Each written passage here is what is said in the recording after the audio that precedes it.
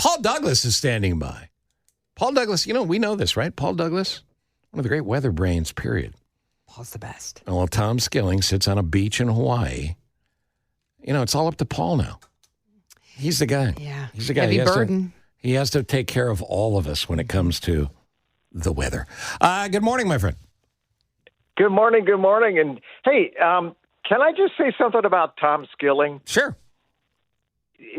He is, and everybody listening knows this, he is the real deal. I was in college at Penn State getting my meteorology degree, and we came out to Chicago, got to meet Paul Harvey when he was on the air, sure, and then stopped by Channel 9 to visit with Tom Skilling.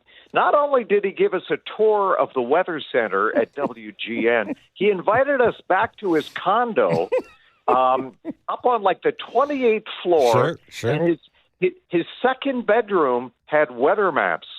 All on every wall, there were weather maps. I'm not surprised at all.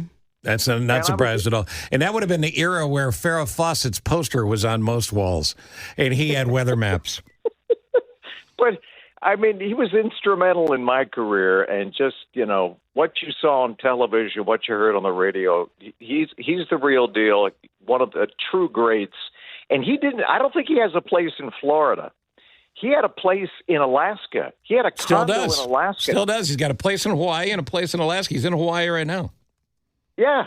But, I mean, he loves snow that much. He got a place. I just found that. I like snow, but I don't need to have a place in Alaska. Well, it's not your typical place. It's an igloo. That's true. But it's an igloo with weather maps on the side of the igloo. But, Paul, you'll be pleased to hear our friend Tom Skilling will be in, and he's going to sit in with the band for at least an hour when he comes back in a week or so. Nice. Awesome. So, but he's a great guy. He's a guy who will do that. Yes, he is. All right, so this is mostly for people that are traveling, because it looks like we're going to get lucky in Chicago, and the brunt of this is going to miss us. But what is this a big deal storm for people trying to get on airplanes and fly and stuff? Well, I mean, north and west of us, up towards the Twin Cities and parts of western Wisconsin, they're going to get about a half a foot of snow, additional snow, on top of what they got Sunday. But I think the Chicagoland area is going to be spared. We hit 63 yesterday, got a nice jolt of rain, about a half an inch, nothing severe that I could see. But now we're getting into a cooler flow on the backside of that storm. It is going to cool off a little bit, nothing Arctic. I think what winter there was, is pretty much over. And by the way, it really wasn't much of a winter. We had 22 inches of snow. That's 14 inches less than average, a little more than last year. But we've been getting the storms, and that's good news for the drought. Still a little bit of drought downstate, south of Champaign, Urbana, some pockets of drought. But Chicago, central northern Illinois, northern Indiana in pretty good shape with soil moisture, so farmers happy about that. Anybody with a lawn or garden, just hope I don't have to use the drought word this year. That would be nice. Oh, absolutely. Well, because we've had such a mild winter, Paul, does that mean a hotter summer? Andrea, looking at the longer range models, I think it's going to be an extra hot summer. I mean, most of our summers are stinking hot, but I think it's going to be hotter than we've been accustomed to. We're sliding from El Nino into a La Nina, a cooling phase of the Pacific later this year. There's a La Nina watch in effect. And what that means, usually La Nina summers tend to be hotter. The winters tend to be colder and snowier here in the Midwest. And so my hunch, I would bet a half-eaten, Let's go muffin. Well, do we have to do muffins? Okay, you like muffins? Let's go Chicago hot dog. Half-eaten Chicago hot dog. Yes. Okay, yeah, all right. I'd bet a half-eaten one of those that it's going to be a hotter than normal summer, and it's going to be a colder, snowier winter next winter. Ooh. Probably still warmer than average, but yeah, I think we're sitting in good shape compared to much of the nation. We're in pretty good shape here in terms of soil moisture, The drought has eased. We're getting the rain we need. And, could there be another blip or two of snow? Nothing would surprise me at this point, but I think winter is pretty much over. Put a fork in it. So in the summertime with these weather pattern shifts that we have, where are we going to want to move? Where are we going to want to live now? I always think of San Diego as the perfect climate. Yeah. But are climates changing as well? And where do we have to go?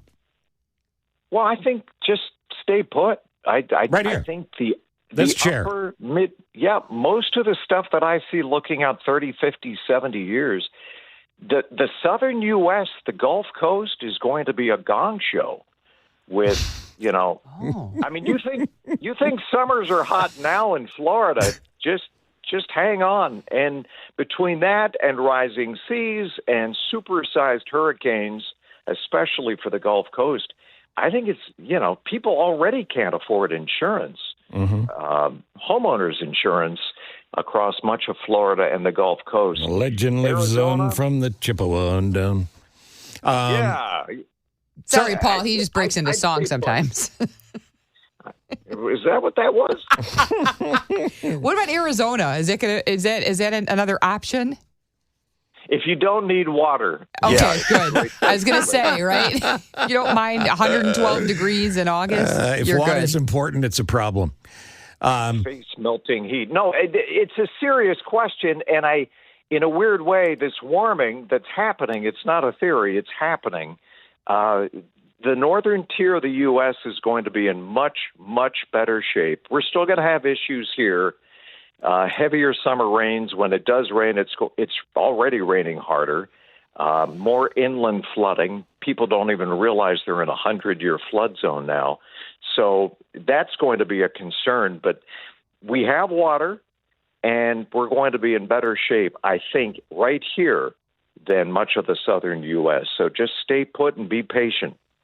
And when the seas rise in California and the East Coast falls into the sea, they're all coming here. They're all coming here. Yes, to Chicago, to this chair. Right, to this studio. So just be advised. Is that a good thing? I don't know if that's a good thing. I don't know. It's not great. It's not great. You have a follow-up for Paul? Before we go, real quick tornado question. I know we're kind of in that season right now, and especially just with the weather shifts, Paul, when it's 40 one day and, 70 the next. It seems to me that I'm more on the lookout now. I used to just think, oh, well, that's far west. That's LaSalle County. That's Ottawa. That's, as you're heading west on I-80 more toward Iowa. But really, are we more at risk now being in the city proper for tornadoes? I think, that's a great question, and I wish I had a great answer. Make something up. But, Andrea, make something up. Here's what we're seeing. For some reason, Tornado Alley, traditional Tornado Alley, Texas to Iowa, is shifting eastward. It may be a blip. It may, in fact, be a trend, but we're getting more large, damaging tornadoes across the Midwest, the Mid-South, Nashville, Little Rock, Huntsville, and there are a lot of theories why that may be happening. If it's a small tornado, being near Lake Michigan is an advantage, okay? There's no question that cooler water and cooler air right at the lakefront is something of a tornado killer if it's a small tornado. If it's a big tornado, and EF3, EF4, EF5, no amount of cool air, near the lakefront is going to disrupt that flow. So I think the threat has increased slightly. It's more of a concern downstate Illinois and Indiana, but certainly, we can't be complacent because Chicago has seen big tornadoes, and the big ones don't care about Lake Michigan. They're going to spin up and wreak havoc. So no, I mean it's a roll of the dice, right? I mean, we're just lucky that a big city that hasn't been whacked. I mean, Houston, I think the summer before got hit. Yeah. A few buildings, a few high-rise skyscrapers will not deter an EF4 tornado. So, I think we do need to pay attention. I'm glad you brought that up, Andrea, because especially southern and western suburbs well away from the lakeshore. Is the risk greater in Naperville and Joliet than it is, here in downtown Chicago? Absolutely. But if it's a big enough tornado, it's going to hold together. The circulation will not be disrupted by some cool air near the lakefront. So, yeah, when those watches and warnings are issued, and you hear them right here on WGN, you need to pay attention. Well, you could hear him there if it was still a radio station, but where you hear him is WLS. WLS. Yes, I'm sorry, yes. Wrong call letters. Yes, the previous one you mentioned is now a car wash, but it's several bays and free vacuums. Oh, my God. I got Tom Skilling on my brain. That's exactly right. That's what you're thinking of. All right, buddy, I love you. I noticed you complimented Audrey on her questions. Were any of my questions any good? No. All right, there you go. All right, there you go. That's the great Paul Douglas.